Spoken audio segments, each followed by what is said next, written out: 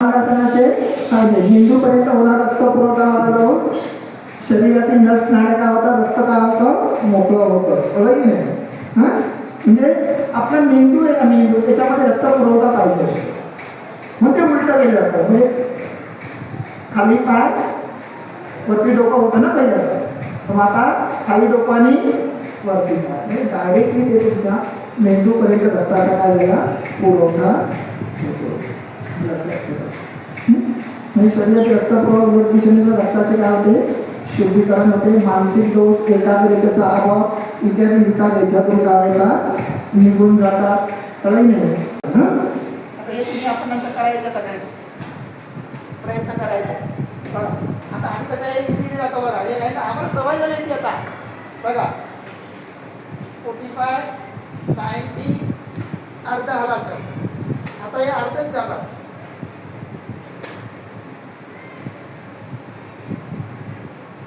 हे सर्वांग असं.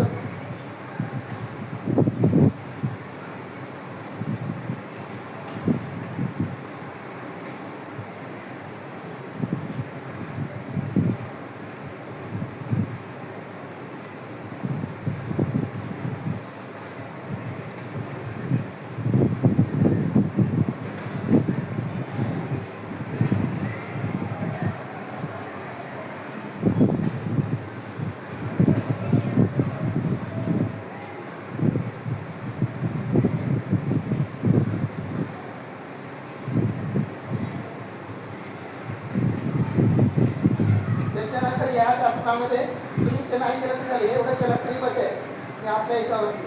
त्याच्यानंतर आहे तुमचं पद्म सर्वांग आसन.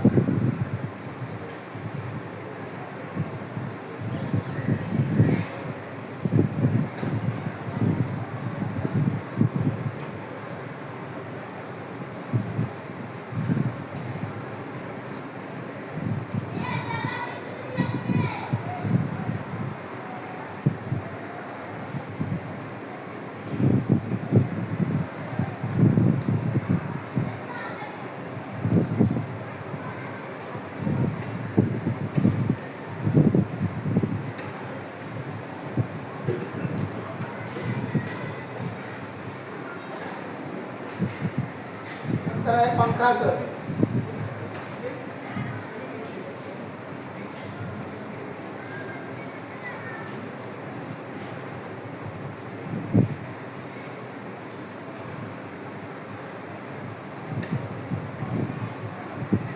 म्हणजे याच्यामध्ये हवा पण काढू शकतात.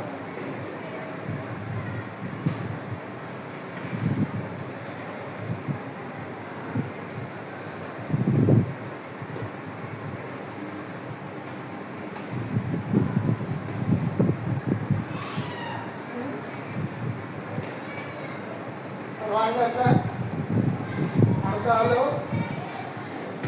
अर्धनिला लावले. हळूहळू 90, 45 खाली आलो.